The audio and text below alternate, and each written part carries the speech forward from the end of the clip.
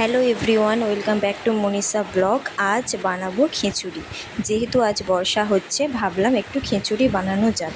তো খিচুড়ি বানানোর জন্য যেগুলো লাগবে সেগুলো হলো এখানে আদা, রসুন, টমেটো, পেঁয়াজ আর রয়েছে শুকনো লঙ্কা। এইগুলোকে ভালো করে পেস্ট করে নেব। তারপরে এখানে সোয়াবিনের মধ্যে জল দিয়ে নুন দিয়ে ভিজিয়ে রেখেছি। লাগছে 2টো ডিম, আলু কুচি আর লাগছে ফুলকপি। তারপরে আমরা তেলটা গরম করে এখানে একে একে যেই সবজিগুলো কেটে রেখেছি ওই সবজিগুলো ভেজে নেব। প্রথমে ডিমটাকে ফাটিয়ে আমরা ভুজিয়ার মতো ডিমটাকে ভেজে নেব। যেহেতু খিচুড়ির মধ্যে দেবো, এখানে আমি 2টো ডিম ব্যবহার করছি। তোমরা চাইলে যদি বেশি ডিম খেতে চাও আরও বেশি ডিম ব্যবহার করতে পারো। যেহেতু আমরা একটু ডিমটা কম খাবো, তাই ডিমটা কম দিলাম। ডিমের ভুজিয়াটা প্রায় আমার কমপ্লিট হয়ে গেছে। এবার এটাকে নামিয়ে নিলে ডিমের ভুজিয়াটা প্রায় আমার কমপ্লিট হয়ে যাবে। তারপরে একে একে ফুলকপিটা তেলের মধ্যে ভেজে নেব ভালো করে। ফুলকপি ভাজা হয়ে গেলে এবার যে আমরা আলুটা কেটে রেখেছিলাম ওই আলুটাকে আমরা ভেজে নেব। আলুটাও ভাজা আমার প্রায় কমপ্লিট হয়ে গেছে।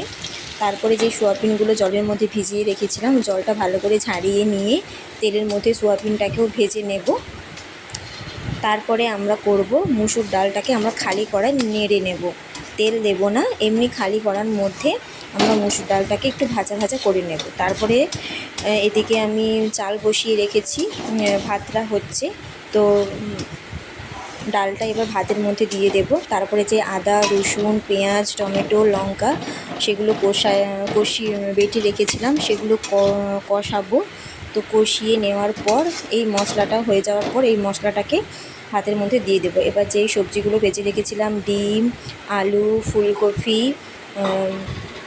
সোয়াবিন, তো সেইগুলো ভাতের মধ্যে দিয়ে দেব। দিয়ে দিলেই আমাদের একটু ফুটলে জলটা মরে এলেই রেডি হয়ে যাবে খিচুড়ি। তারপরে স্বাদ মতো তোমরা যেরকম খেতে চাইবে, কেউ যদি পাতলা খেতে চাও পাতলা করতে পারো, কেউ যদি একটু গাঢ় গাঢ় বসা বসা খেতে চাও তো সেরকম করতে পারো। তো আমরা আরেকটু জলটাকে ফুটিয়ে নেব, ভাতটাও আরেকটু ফুটবে যেহেতু এই সবজিগুলো এখন দিয়েছি।